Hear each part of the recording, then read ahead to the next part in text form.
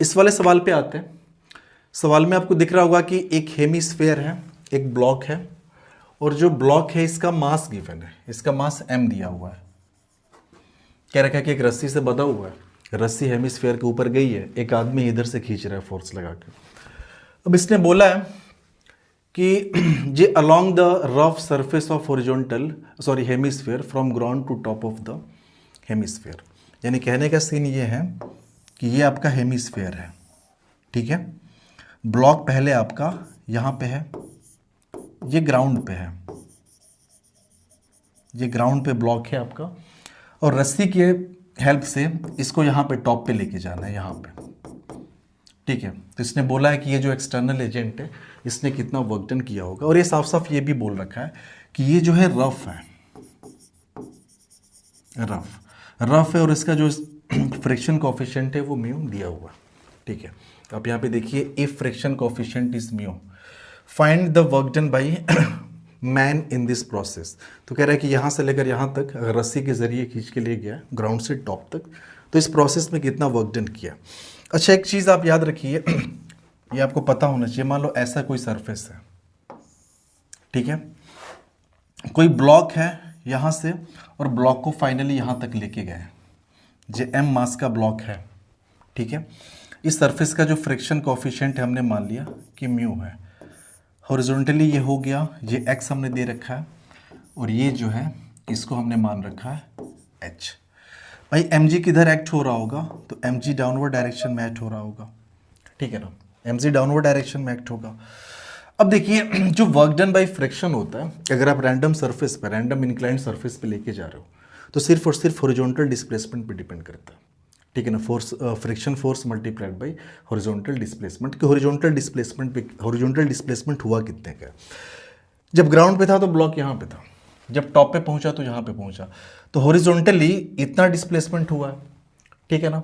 Vertical कितना displacement हुआ है, तो वर्टिकल डिस्प्लेसमेंट पहले यहाँ पे था, अब ब्लॉक यहाँ पे चला गया, तो वर्टिकल h का डिस्प्लेसमेंट हुआ है, ठीक है।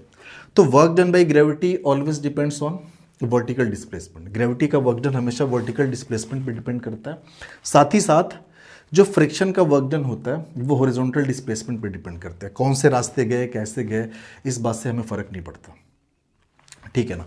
तो यहाँ से अगर हम आपसे पूछें कि बताओ वर्क डन बाय ग्रेविटी क्या होगा, तो आप बोलो ग्रेविटी लग रहा है नीचे की तरफ, डिस्प्लेसमेंट h ऊपर की तरफ हुआ है, तो ये हो जाएगा माइनस mgh के बराबर। हम बोले कि बताओ वर्क डन बाय फ्रिक्शन कितना होगा, ठीक है ना, तो ये हो जाएगा माइनस म्यू इंटू एन, और एन आपका mg होगा। हॉरिजॉन्टल डिस्प्लेसमेंट कितने का हुआ है, x का हुआ है, ठीक है ना।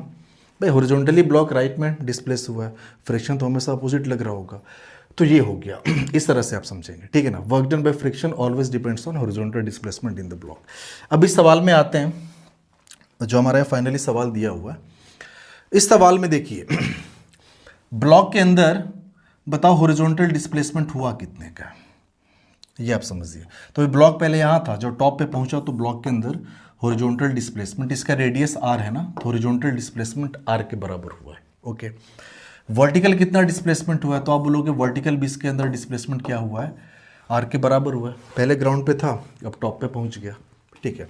तो वर्क एनर्जी थ्योरम यहाँ पे आप देखिए, तो वर्क एनर्जी थ्योरम इसका हम यूज़ कर रहे हैं। तो वो कहता है कि भाई work done by all the forces is equals to change in kinetic energy. तो work done by all the forces में है क्या, तो आप बोलोगे यार कि work done by gravity plus work done by ये फ्रिक्शन हो गया equals to change in kinetic energy, ठीक है।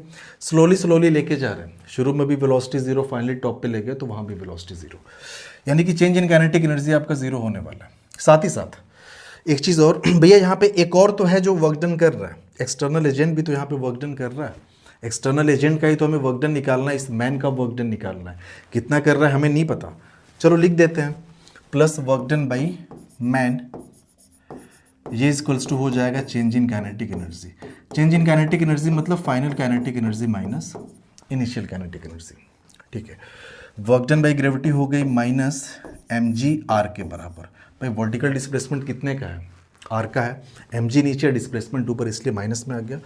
Work done by friction minus mu mg, और हॉरिजॉन्टल डिस्प्लेसमेंट कितने का है, वो आपका वो भी r का है जी, अब देखिए हॉरिजॉन्टल डिस्प्लेसमेंट भी कितने का हुआ ब्लॉक के अंदर, आर का हुआ है, plus work done by man is equals to final भी जीरो और इनिशियल काइनेटिक एनर्जी भी जीरो। आपको वर्क डन बाई मैन निकालना है ना, तो कोई दिक्कत नहीं, work done by man will be equals to, इसको आप इधर कर लो तो ये हो जाएगा एम जी आर, ये इधर आया तो ये हो जाएगा म्यू एम जी आर। तो यहाँ से आप कॉमन कर लो, तो आप एम जी आर अगर कॉमन करोगे तो इन ब्रैकेट 1 प्लस म्यू, इतना आदमी को एक्सटर्नल वर्क करना पड़ेगा अगर ये ग्राउंड से इसको टॉप पे लेके जाना चाहते हैं हेमिस्फीयर के, तो ठीक है।